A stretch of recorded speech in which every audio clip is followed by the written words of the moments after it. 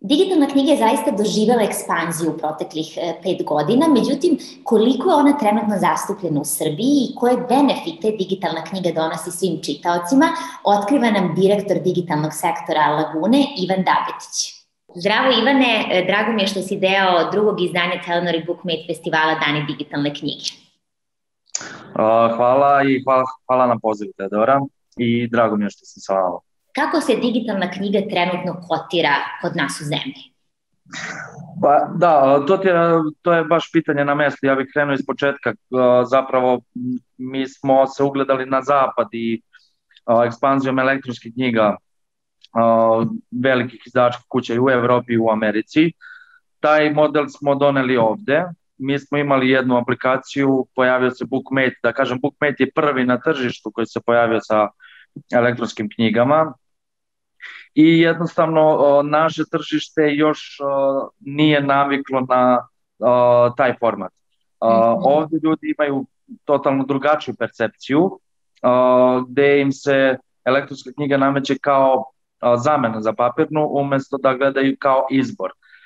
Mi smo se pojavili sa drugom aplikacijom Eden Books nakon 2 godine nakon Bookmate-a i jednostavno da kažem, i Bookmate i Eden Books se trude da edukuju ovo tržište, da elektronske knjige nisu zamena za papirne, već samo izbor. Taj izbor može biti da li ćeš ti na odmor na more nositi 10-15 knjiga ili ćeš nositi tablet ili aplikaciju i to je jednostavno to. Ali imamo drugu stvar, jeste ta neka malo, da kažem, niša kod ljudi gde ljudi zaista vole knjigu, papir, miris knjige i sve i to nekako tera da kažem i da skupljaju knjige i da čitaju i sve ostalo i jednostavno su daleko od digitalnog sadržaja ili digitalnog sveta, kako god to nazvali. Mi imamo još taj mentalitet gde ljudi žele pouzeće da plate novcem i nemaju poverenja, da kažem, u digitalni sadržaj, digitalne softvere, sajtove ili bilo šta. Mi zapravo radimo težak posao, jeste ta edukacija o plaćanju i toj card on file pretplati gde se korisnicima obnavlja pretplata nakon mesec, u Bookmate ima i 3, 6 i 12, što je jako super. Jednostavno ta edukacija, mi moramo da radimo na toj edukaciji, paralelno sa tim da ljudima kažemo, pa ovde su vam knjige jeftinije nego štampane knjige, ovde uz ovu pretplatu imate toliko i toliko hiljada knjiga po ceni jedne knjige. Tako da predstoji jako težak put pred nama, ali nama je jako zabavno s obzirom na to da Bookmate ne gledamo kao konkurenciju, već možemo dosta stvari da naučimo s obzirom da su oni već 2 godine razradili tržište ovde, a da mi sad ulazimo samo kao neka mala pomoć. Da ne budemo možda toliko pesimistični, jer zaista mi se čini, eto, od prošlog izdanja Telenor i Bookmate festivala Dani digitalne knjige pa do ovog sada, prošlo je nekoliko meseci, zaista se primeti da je mnogo više ljudi počelo da čita i koristi i Bookmate aplikaciju i da čita digitalne knjige. Tako da zaista mislim da tržište onako ide unapred kada su digitalne knjige u pitanju, ali koliko se trenutna situacija razlikuje od, na primjer, situacije od pre samo 5 godina? Ne, slažem se. Tržište digitalne knjiga raste, ali u poređenju sa zapadom Evropom raste daleko manje, sporije da kažem. U Evropi, pogotovo u Americi u stvari, je rast elektronskih knjiga bio daleko brži nego određeni, na primjer, mobilni uređaj, kompjuteri stvari i druge neke tehničke stvari. Pojavom Kindla još više je krenulo prodaja elektronskih knjiga, ali podatak naš koji smo mi nedavno radili analizu kada su se pojavile audio knjige, na primjer, imaju 9 puta brži rast nego elektronske knjige. I to je zapravo sjajno poređenje u smislu da audio nije prepoznat samo kod, da kažem, audiobooks, nego audio format su prepoznali i Facebook, i Twitter, i Instagram, da kažem i video i audio format, pa tako je sve više popularnih i podcasta, da li to oni bili u audio ili video zapisu. Tako da mislim da, to siguran sam da je audio jako dobar format i da je kod korisnika više dobrodošao nego elektronska knjiga. Što se tiče elektronske knjige, poređenjem sada i pre 5 godina osjeća se velika razlika, a ta razlika jeste zapravo edukacija. Ne samo edukacija da su e-knjige dobre za čitanje i da su, da kažemo, da ih je lako nositi sa sobom i koristiti, već edukacija i na primjer o piratskom sadržaju, gde korisnike moramo da edukujemo koliko se zapravo piraterije dešava u Srbiji, u regionu, da korisnici, pretpostavljam BookMate ima tu situaciju kao i mi danas, gde korisnici pitaju da li ove knjige koje sam kupio mogu da prenesem na Kindle uređaj, na neki drugi uređaj.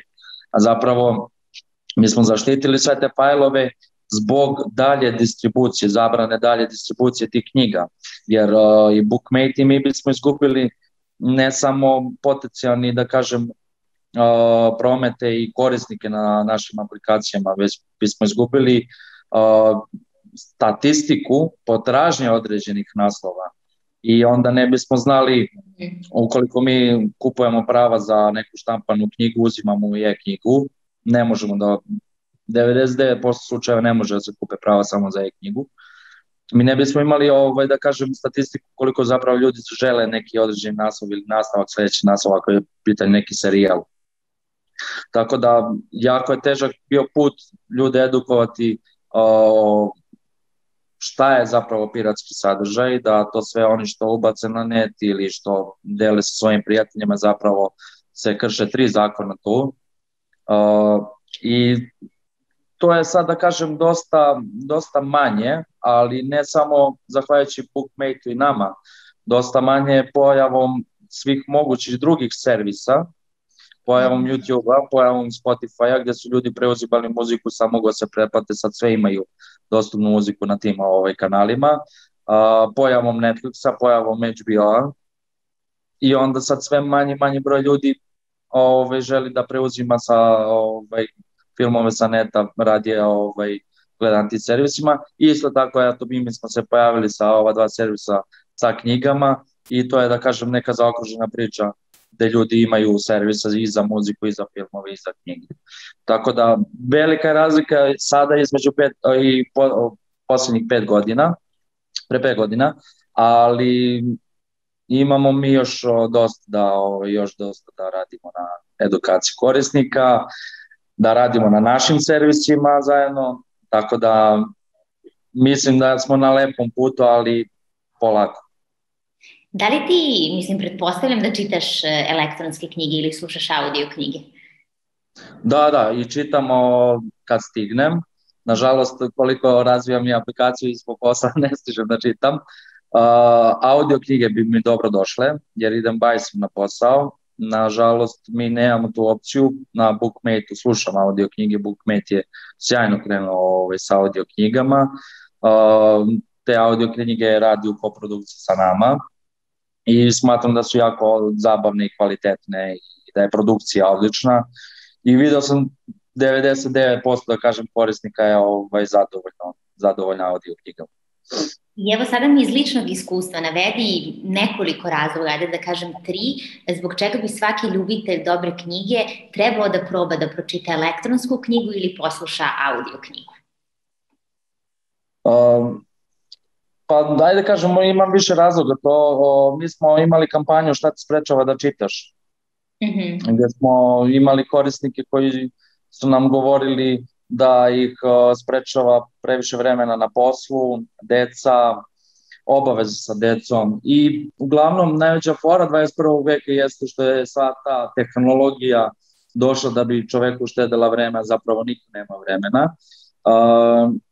Audio i e-knjige jesu dobre u smislu da audio knjige, baš ti korisnici koji imaju previše obaveza sa decom mogu da puste audio knjigu i da nastave te obaveze sa decom. Te audio knjige mogu da koriste, da slušaju taksisti, ljudi koji se bave generalno prevozom. Mislim da su oni najveća, da kažem, ciljna grupa, jer u Americi jesu. U Americi najviše taksisti i kamiondžije slušaju audio knjige.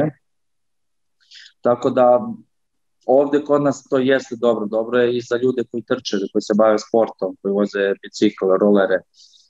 Umesto muzike lepo slušati ili audio knjigu ili podcast. Bilo kakav audio zapis, ali pogotovo knjigu da kažem slušamo u audio zapisu. E-knjige takođe, e-knjige isto tako u prevozima na putu do posla i nazad. Imam telefon, imam tablet. Na putovanjima, da li je to vikend putovanje ili neko duže putovanje. Tako smatram da su to neke, da kažem, prednosti i audio i e-formata. Odlično, hvala ti mnogo Ivane na ovom razgovoru, želim vam puno sreće u razvijanju dalje aplikacije i puno uspeha i hvala ti što si bio deo Bookmate i Telenor festivala Dani digitalne knjige.